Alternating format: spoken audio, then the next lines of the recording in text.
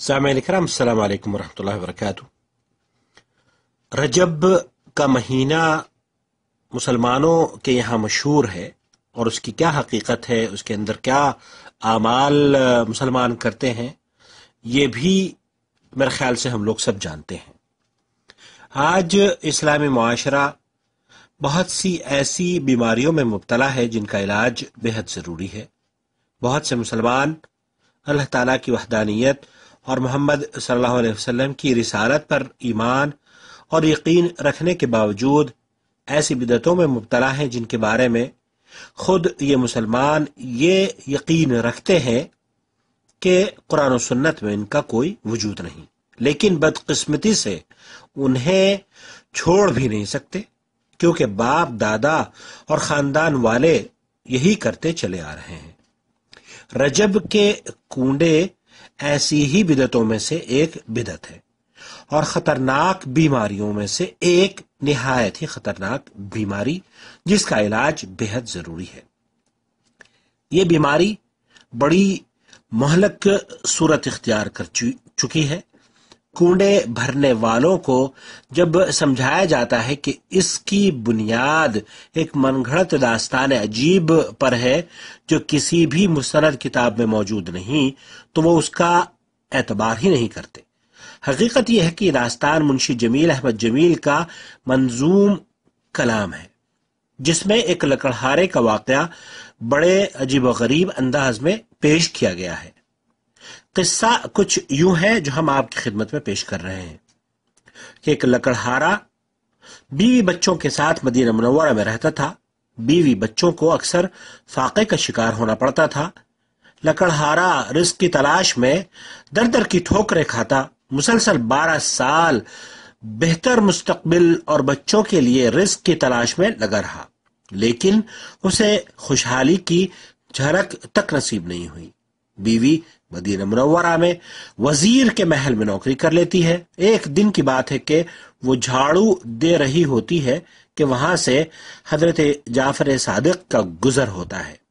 وزیر محل کے سامنے اچانک کھڑے ہو کر جعفر صادق اپنے ساتھیوں سے پوچھتے ہیں کہ آج کون سی تاریخ ہے؟ جواب دیا جاتا ہے کہ رجب کی 22ویں تاریخ ہے۔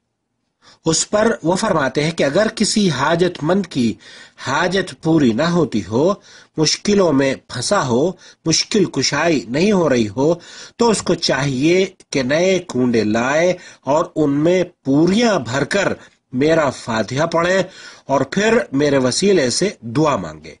اگر اس کی حاجت روائی اور مشکل کشائی نہ ہو تو قیامت کے روز میرا دامن پکڑ سکتا ہے۔ انہوں نے یہ بات کہی اور آگے نکل گئے۔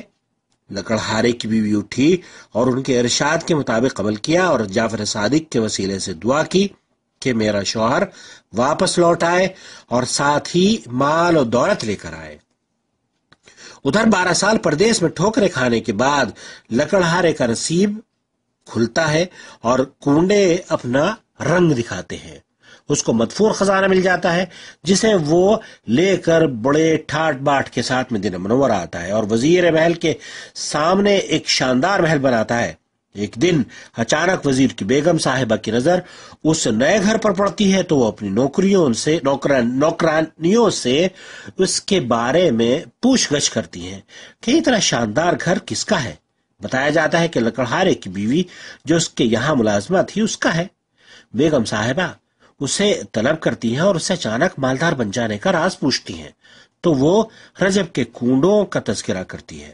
وزیر کی بیگم کو یقین نہیں آتا اور جب کہ کونڈوں پر ایمان نہیں لاتی بلکہ کہتی ہے کہ یہ مال ضرور چوری ڈاکے سے حاصل کیا گیا ہے۔ جیسے ہی اس نے جعفر صادق کے ارشاد کو جھٹلایا ویسے ہی کہا جاتا ہے کہ اس کے شوہر کی وزارت چلی جاتی ہے۔ چھوٹا وزیر جو حاسد ہوتا ہے بڑے وزیر کو خائن ثابت کر دیتا ہے اور بادشاہ بڑے وزیر کو معزول کر دیتا ہے اور اس کی تمام جائیداد اور ضبط کر کے ملک چھوڑنے کا اس کو حکم دے دیتا ہے۔ میاں بیوی شہر سے نکل رہے ہوتے ہیں کہ ایک خربوزہ خرید کر رومال میں باندھ لیتے ہیں کہ بھوک کے وقت کام آئے گا، اتفاق سے اسی روز بادشاہ کا بیٹا شکار سے واپس نہیں لوٹتا، ادھر چھوٹے وزیر نے پھر کاری ضرب لگا دی کہ ہو سکتا ہے کہ بڑے وزیر نے اسے قتل کر دیا ہو۔ میاں بیوی دونوں کو گرفتار کر لیا جاتا ہے اور دربار میں پیش ہونے پر رومال سے خربوزے کے بجائے شہزادے کا سر برآمد ہوتا ہے۔ بادشاہ ان دونوں کو پھانسی کی سزا سناتا ہے اور جیل میں بند کر دیتا ہے۔ وزیر اپنی بیوی سے کہتا ہے کہ مجھے یاد نہیں پڑتا کہ میں نے کبھی کسی پر ظلم کیا ہو جس کی وجہ سے یہ سزا ہمیں مل رہی ہو۔ بیوی کہتی ہے قصور آپ کا نہیں حضور، قصور میرا ہے کہ میں نے ایک روز جعفر صادق کے کنڈوں کو جھٹلایا تھا، چنانچہ وہ ساری رات توبہ کرتی ہے اور خلاصی کی صورت میں کنڈے بھرنے کا عزم کرتی ہے۔ ادھر یہ دونوں کنڈے بھرنے کے عزم کرتے ہیں اور ادھر شہزادہ واپس لوٹ آتا ہے۔ بادشاہ شہزادے کو دیکھ کر حیران رہ جاتا ہے اور وزیر کو بلا کر ماجرا پوچھتا ہے تو وزیر کنڈے کا مذاق اور جھٹلانے کا واقعہ بیان کرتا ہے اور توبہ کے بعد کنڈے بھرنے کا عزم کا تذکرہ کرتا ہے۔ بادشاہ وزیر کو بحال کر دیتا ہے اور تمام دولت لوٹا دیتا ہے اور ساتھ ہی خود بھی کنڈے بھرنے کا عزم کر لیتا ہے۔ پھر اس کے بعد بادشاہ، وزیر اور رعایا سب کنڈے بھرنے والے ہو جاتے ہیں اور کنڈوں کا اہتمام شروع ہو جاتا ہے۔ اس من گھڑت قصے کی حضرات کوئی سند نہیں۔ اس کے جھوٹے ہونے کی دلیل یہ ہے کہ مدینہ منورہ میں نہ کبھی بادشاہ ہوا ہے اور نہ کوئی وزیر۔ حضرت جعفر صادق کی پیدائش ایک روایت کے مطابق 8 رمضان سن 80 ہجری کی ہے اور دوسری روایت کے مطابق 17 ربیع الاول سن 83 ہجری کو۔ ان کی وفات پر سب کا اتفاق ہے کہ 15 شوال 148 ہجری میں ہوئی۔ ان کی عمر کے تقریباً 52 سال خلفائے بنی امیہ کے دور میں گزرے جن کا دارالخلافت دمشق تھا۔ باقی سال بنو عباس کے دور میں خلافت میں گزرے جنہوں نے بغداد کو دارالخلافہ بنایا ہوا تھا۔ معلوم ہوا کہ 22 رجب نہ تو حضرت جعفر صادق کا یوم پیدائش ہے اور نہ ہی یوم وفات۔ در حقیقت اہل تشریح کے یہاں اس دن کا کاتب وحی اور ام المومنین ام حبیبہ رضی اللہ تعالی عنہا کے بھائی حضرت امیر معاویہ رضی اللہ تعالی عنہ کی وفات پر خوشیاں مناتے ہیں۔ یہ شیعہ حضرات ان کی وفات پر خوشیاں مناتے ہیں کیونکہ حضرت حسن رضی اللہ تعالی عنہ نے خود خلافت ان کے سپرد کر کے رسول اکرم صلی اللہ علیہ وسلم کی پیشنگوئی کو سچا کر دکھایا تھا، جس میں آپ صلی اللہ علیہ وسلم نے فرمایا تھا کہ میرا بیٹا سردار ہے، شاید کہ اللہ اس کے ذریعے مسلمانوں کے 2 گروہوں میں صلح کروا دے۔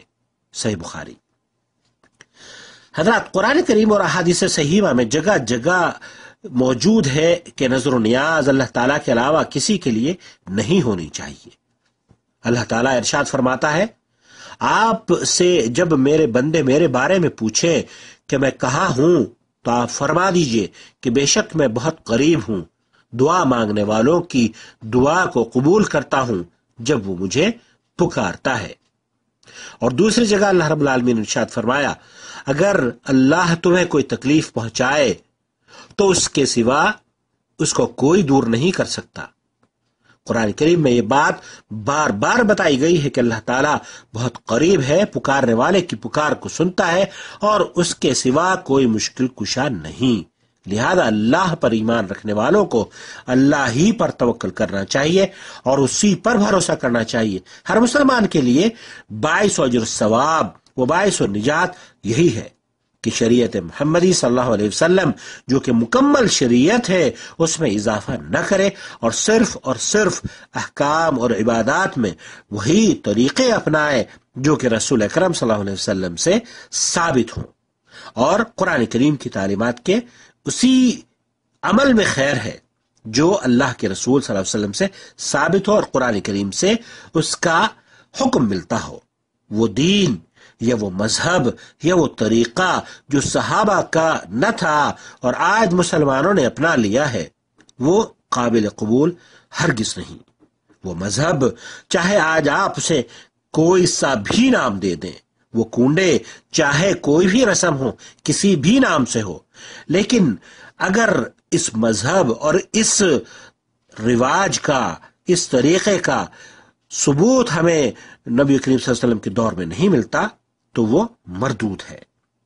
بدعتی کے لیے اللہ کے رسول صلی اللہ علیہ وسلم نے جہنم کی وعید سنائی ہے۔ اللہ تعالیٰ ہر مسلمان کو قرآن و سنت کے مطابق عمل کرنے کی توفیق عطا فرمائے، اور ہر اس مذہب، اس فکر، اس رواج، اس گمراہ کن عقیدے سے بچا لے جو نبی کریم صلی اللہ علیہ وسلم کے دور میں معروف نہ تھا اور نہ ہی صحابہ کے دور میں معروف تھا۔